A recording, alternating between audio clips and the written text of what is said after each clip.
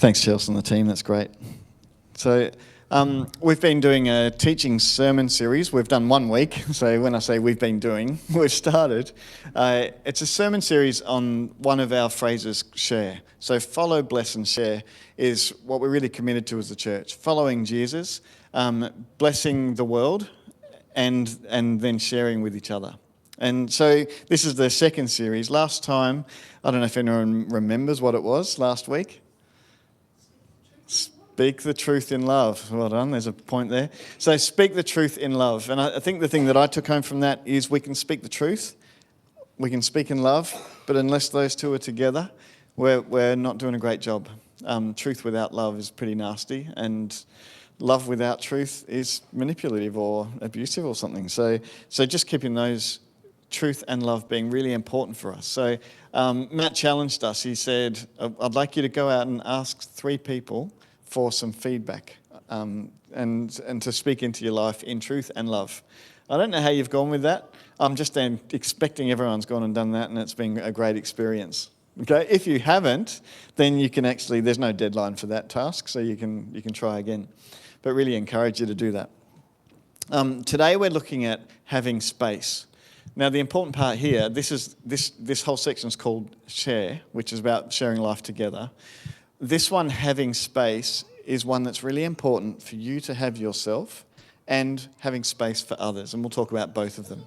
Let's talk about yourself first. How do you have space for yourself? Now, there's a whole different bunch of arenas where this is important. When I say having space, we often talk about time. That's one of the things. So having time for yourself to be able to recenter and refocus or whatever. But I'm going to list through a bunch of these things. There's having space financially, all right? I don't know, I lived on gift income for 10, 11 years, and there was often not a lot of income. And it often took quite a bit of energy just to manage how are we going to make it through this month or whatever.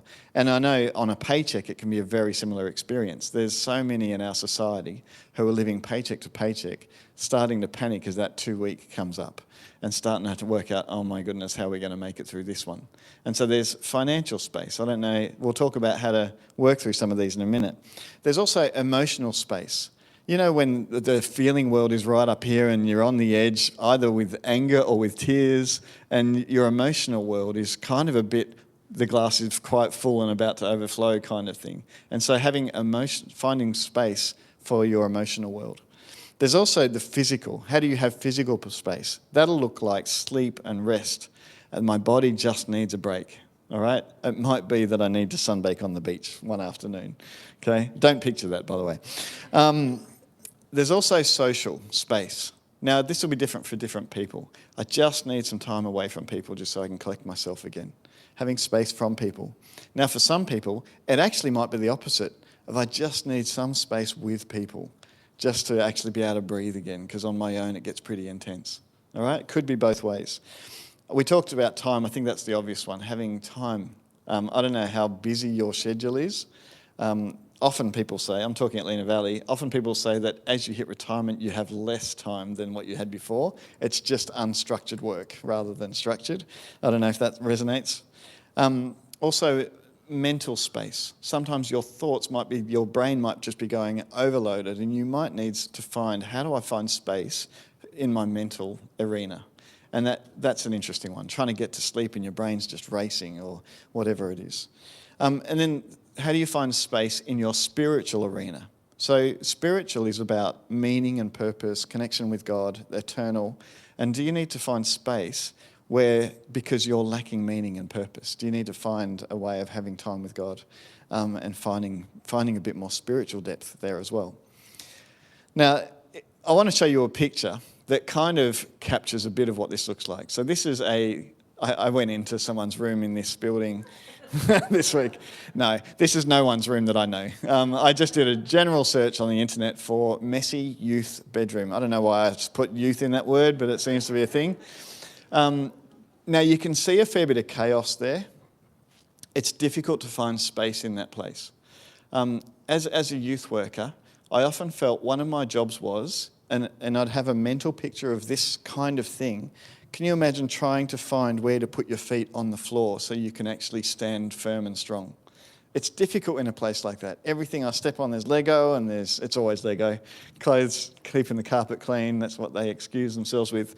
But it's hard to find for a young person with all this clutter and all this stuff going on, everything they have to manage.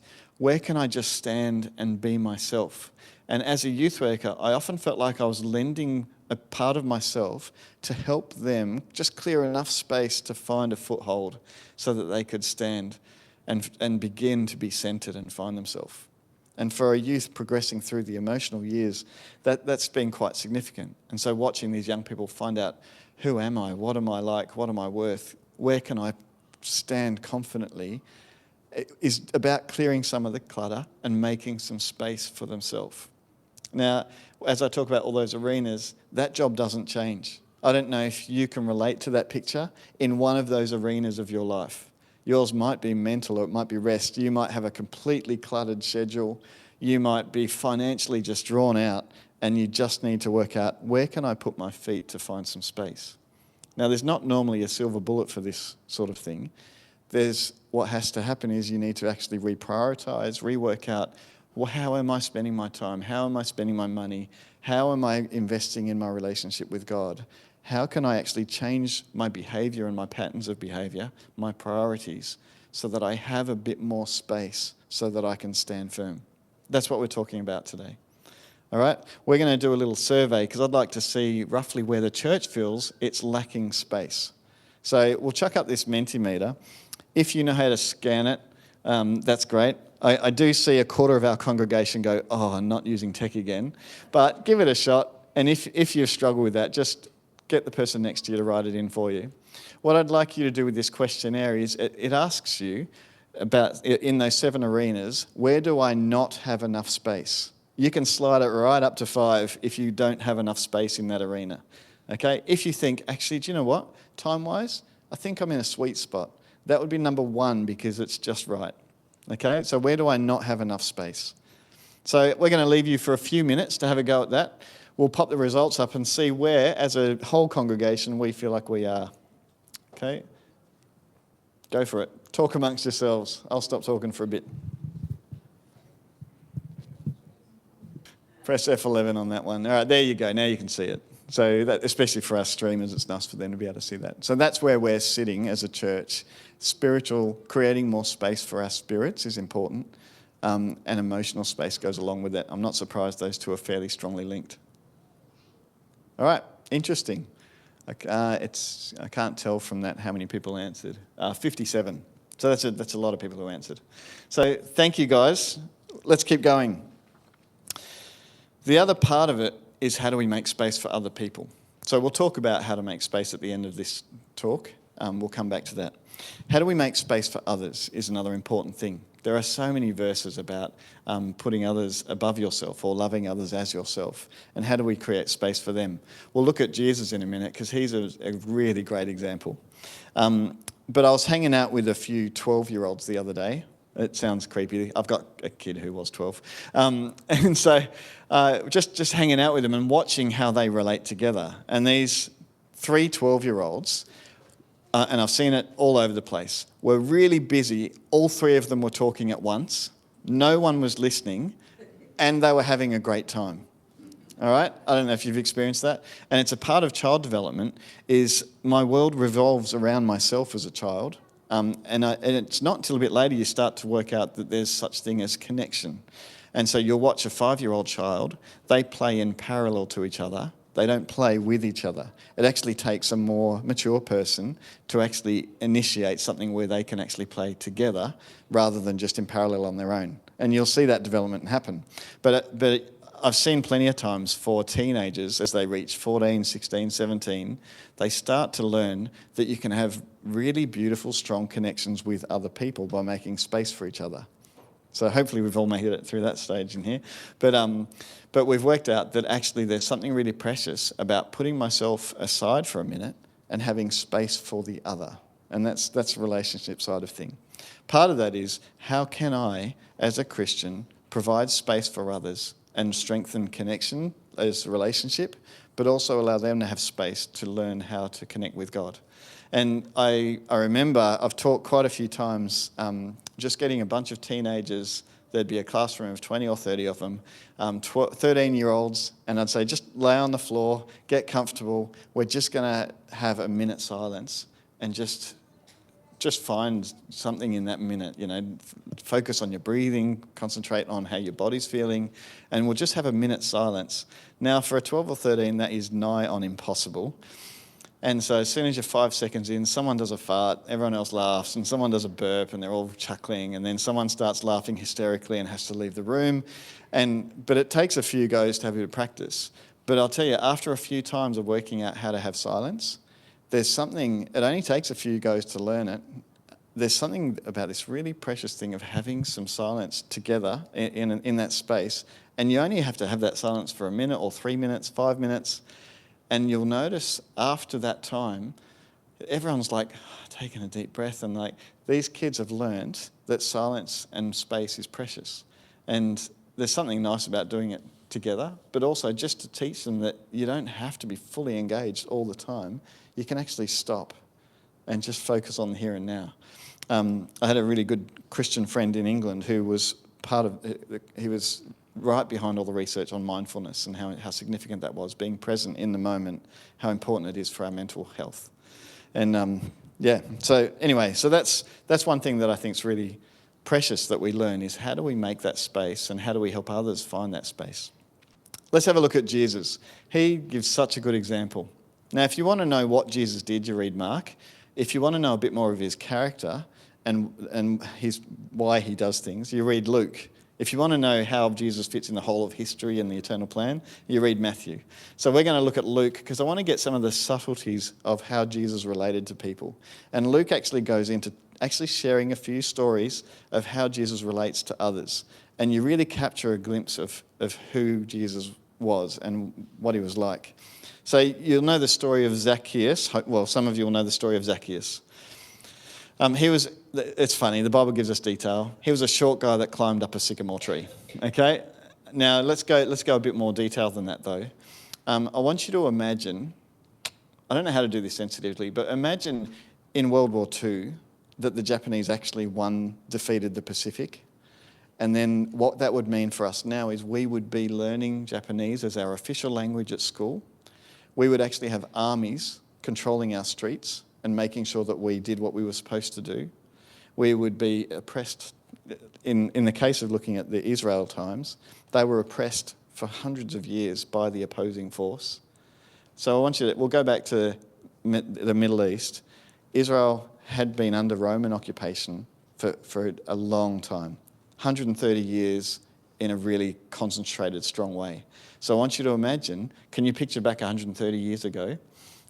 That's your great-grandparents. Since that time, you've been under the occupation of the Roman army. Now, there are people among us, among those Israeli people, who actually took your taxes to actually bolster the army and to keep you oppressed.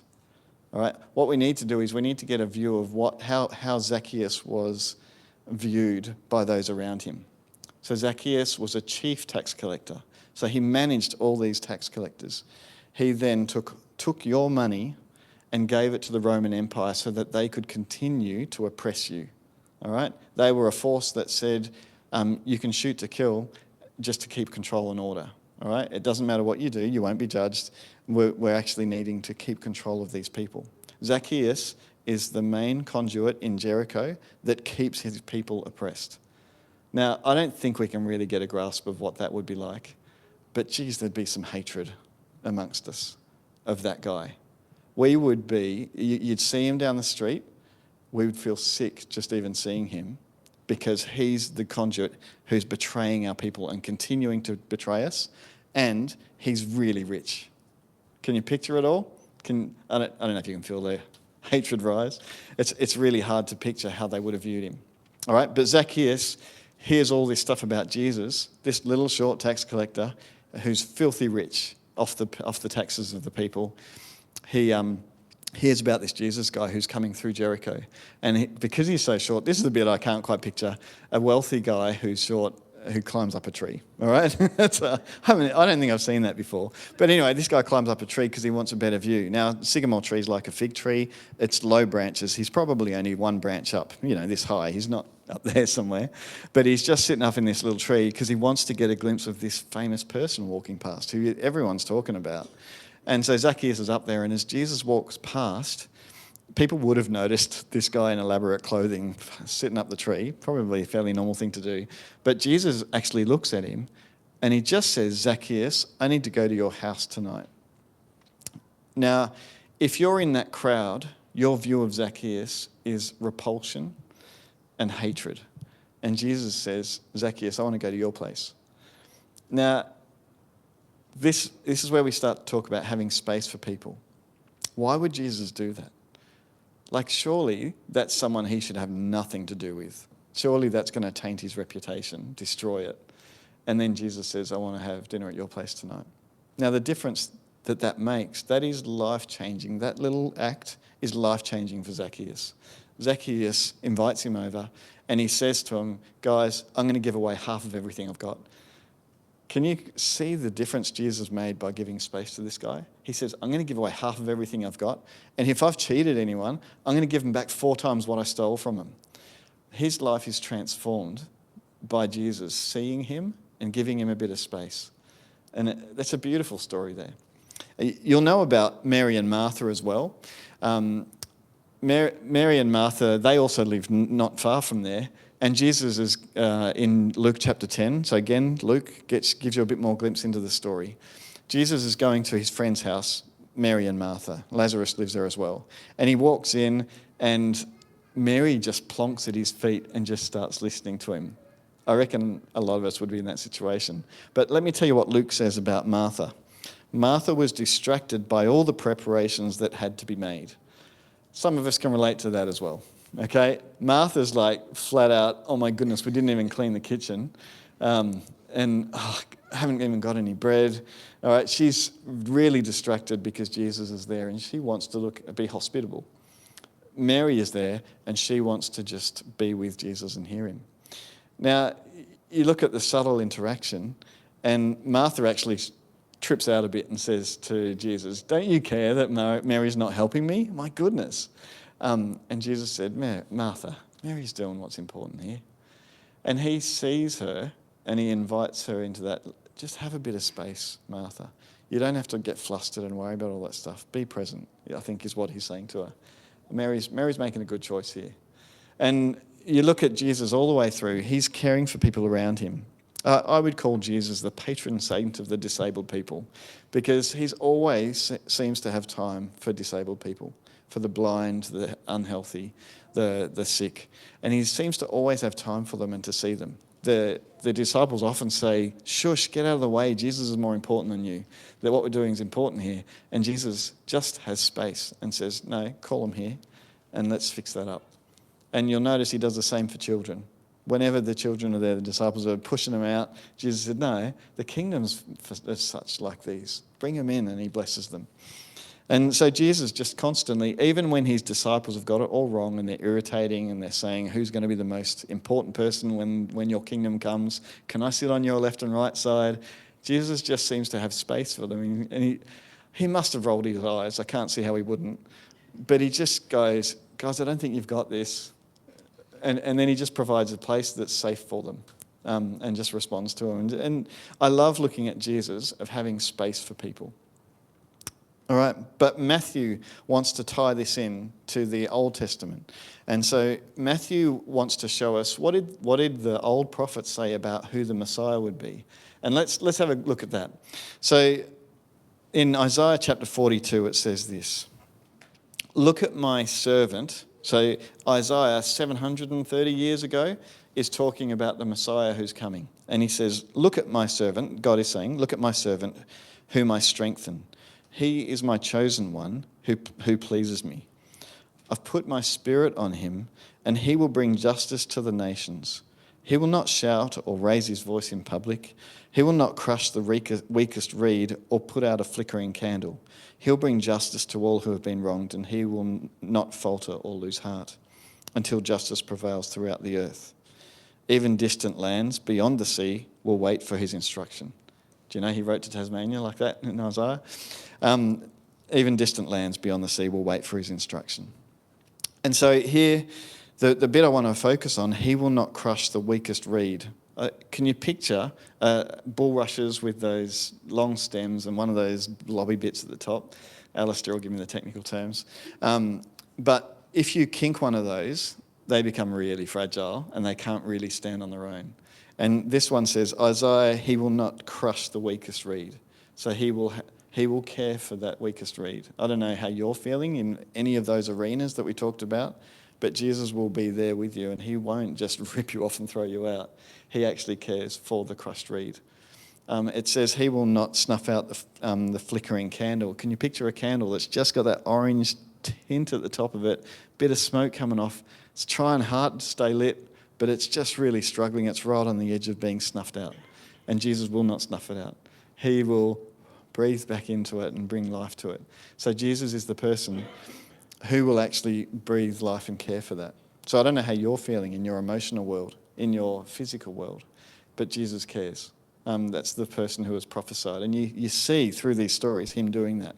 Zacchaeus, I really care, and he supports this little broken reed. Martha, I really care, and he breathes a bit of life back into her. Now, I want to have a look at the verses. We're going to stick these up on the screen so that we've got time to read them. The first one says, for us as a Christian group in 1 Corinthians 12:26. You got that one, Dale? Yep. I can step this way. I can do that. He's got it.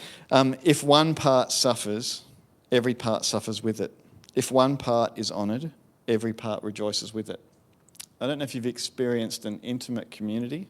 Hopefully, here as a congregation and as a group of mates, as a Bible study group, this verse will be very alive for you. When one part suffers, we all suffer. And when one part rejoices, we're right there with it. And this thing of being in community requires you to have space for others. All right? If we're all just living our little parallel lives and I'm celebrating that no one else is celebrating with me, we're just having parallel lives, not integrated lives. That's the difference that we as a Christian community will live. We will be brokenhearted when one of us are brokenhearted, and we will share each other's journeys. That's what it means to be a Christian caring community. In Philippians 2 verse 3, do nothing out of selfish ambition or vain conceit. Rather, in humility, value others above yourself. Paul goes the extra mile on this one. Most of the other verses say love others as yourself. Here he says value others above yourself. That's even tougher. And so how can you make sure in your busyness, in your financial distraughtness or whatever, how can you make sure that you put that aside and actually value others above yourself? We'll know stories throughout Christian history of people giving of themselves and sacrificing for others. We'll look at this next one, Galatians chapter 5, verse 13. You, my brothers and sisters, were called to be free. That's exciting. So knowing Christ, we are called to be free. But do not use your freedom to indulge the flesh. Rather, serve one another humbly in love. What a command from God. One of the things in Aussie culture is to get enough stuff and finance and things so that you can be okay without needing anyone else. Okay, that's the Aussie dream. To not need anyone else but be fine on yourself, on your own. That's not what we're preaching here. It says you are free, now go and love and serve humbly others. Don't build your own nest, love and serve and help others find that as well. And freedom comes with the responsibility of freeing others. All right, so there's a few things. Now they're quite threatening. If we take those verses seriously, we will be denying ourselves and we will be giving of ourselves to others. Now that's fantastic, and I think that's a life well spent. But the thing I want to talk a little bit about is boundaries, because if I give of myself so much, there'll be nothing left to give. I'll use myself up if I'm not careful. So how do we build appropriate boundaries as well?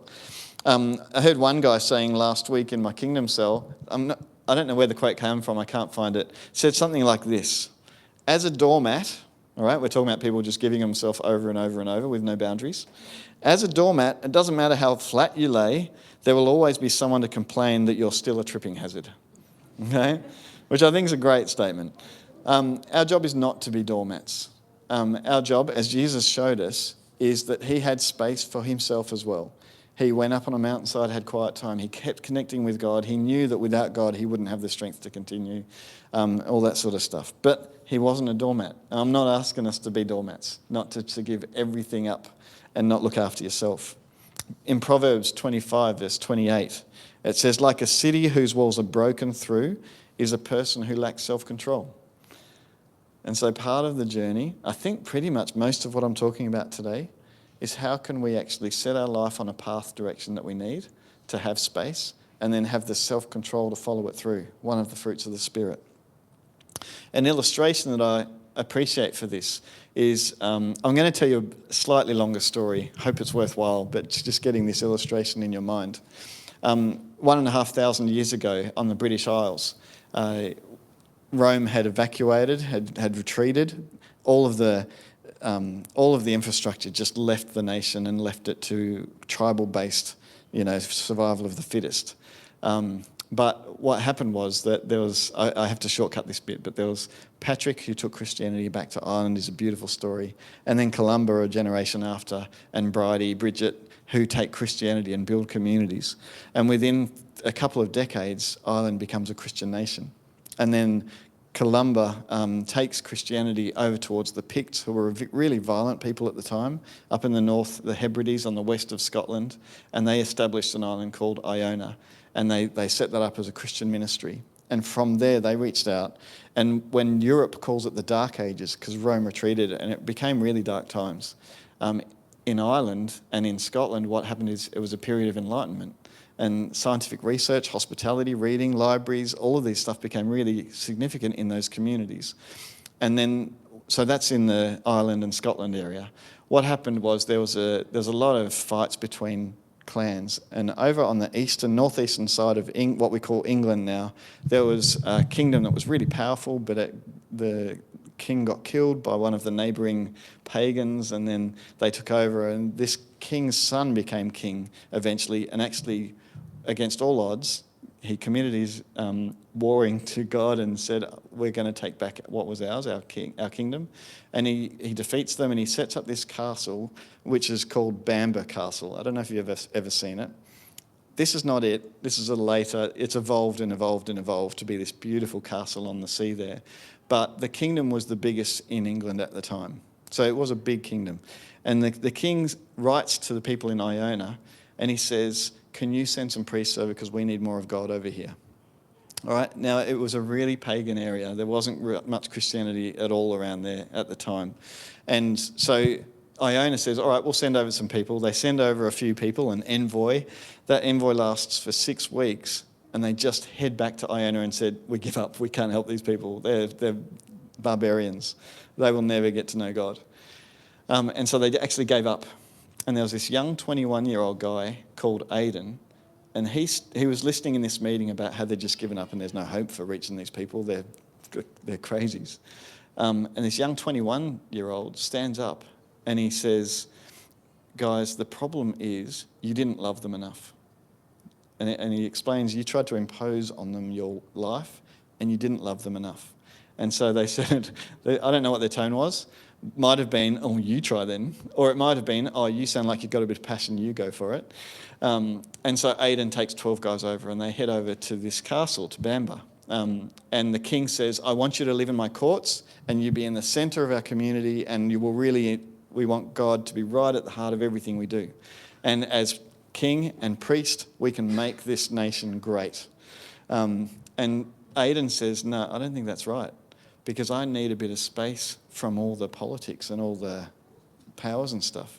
And Aidan looks across the bay and he sees this little island. So we've got a photo of that. This is called Holy Island. It's just, 20, 30 kilometres away. Can you see at the top part of that, there's a spit of sand across? Now, the important part of this story, that sand is at low tide and there's a road across, and they call it the Pilgrim's Way now. But at high tide, that's an island, and if you Google Holy Island, one of the first pictures you'll see is cars flooded up to their rooftop because they tried to get across when they shouldn't. All right, so that's an island at high tide and land at low tide. And Aidan said, I need to be separate from your empire so that we can be a worshipping community, and we'll go over there. So the reason this is important for us, what Aidan said is with the tides, every time the tide comes in, we become an island and we recenter. We have space for ourselves. As a Christian worshipping community, we refocus ourselves. I think a bit like what a Sunday morning's supposed to be like. We actually become one together under God. But every time the tide goes out, then that's a message that we need to go back out into the world and love and serve. And Aidan was really known for how generous he was with his time and everything. And so with us, with this thing about share and boundaries, just how important it is for us to be able to regroup, to recenter. If you're running on empty, you won't have much to give. You won't be able to help others create space. But if you can actually recenter, refocus, spend time with God, get emotionally and spiritually and mentally strong, and then have the space for that. And then every time the tide goes out, whatever that is for you, then it's time for you to step back out into the world and to love and serve. And then come back in and regroup, go back out, come back in and go back out. As Christians, sometimes we just want to stay on Holy Island and we don't want to go out. We just want to be a safe little oasis that puts up its walls to protect it from the world. And that's not what this model shows. This model shows we come together, we love, we have a community together, and then we go out. And so really encouraging us. Now, going out, what does that look like for you? It might be that you make space to walk along the beach with someone. It might be that you make space to go and have a Banjo's pie with someone at lunchtime.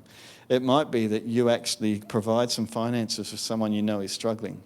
It might be that you know a young couple with toddlers and life is busy and you just go and offer to babysit so that they can have a break, all right, and help them with their tiredness. How can you make space for others just so that you can love and serve relevantly? Now, to finish off with, how do we find this space? This is the bit that you're going to have to work through this week. I said before, there's no silver bullet.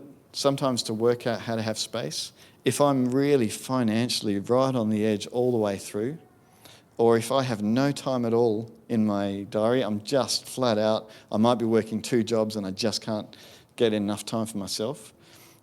I don't think your job is to wait for the cavalry for things to come right. I think your job is to actually look at, how am I spending my money? How am I using my time? How do I reprioritise so that I have a bit of space? And it might mean, and I know for those, there are some people who are really in financial difficulty or really worked out for time. You probably need to talk to someone about it.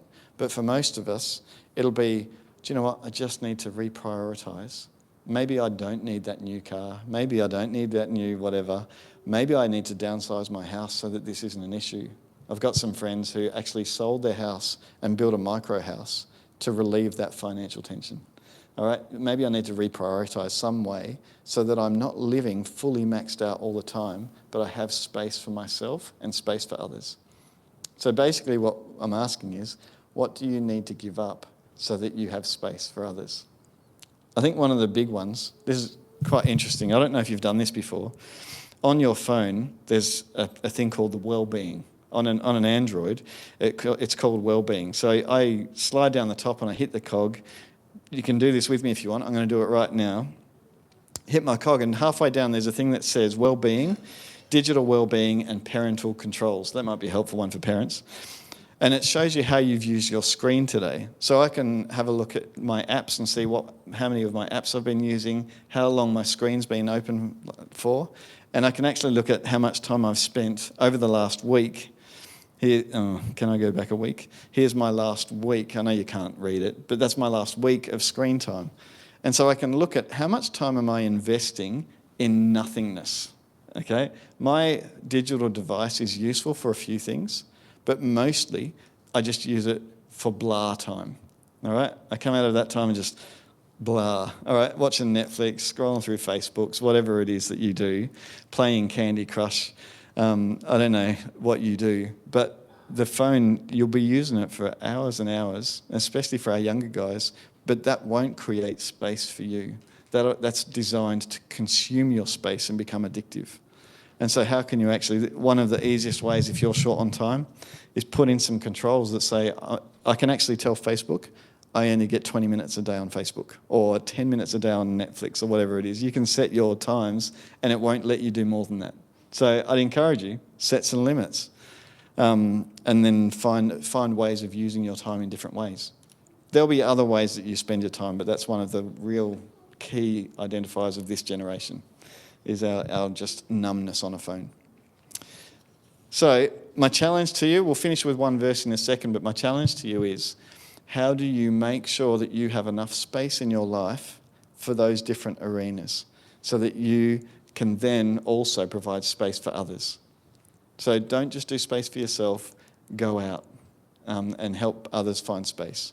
So I really encourage you with that this week. Find ways that you can actually use some of your time and space and resource to bless others and to love others.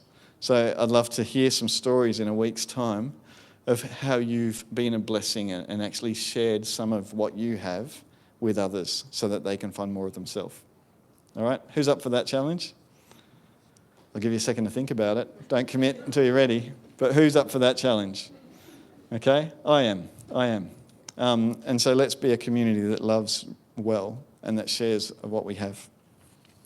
I'm going to pray. I'll just invite the band back at Mornington. Thanks for your job today, Chelsea and the team. You're doing a great job. But let's just pray. Heavenly Father, it's with a bit of a heavy heart that we come to this topic, because I'm sure for a lot of us, our life feels full. Father, help us, prompt us, Holy Spirit, into where you want us to have more space. Help us to have the courage to follow that through. Help us to have the self-discipline to be able to manage it. Father, help us to patterns of behaviour in life that really set us apart, that give us the space. Yeah, Jesus, thank you for your example. And we want to live this life. Help us to have time for others. Amen. Thanks.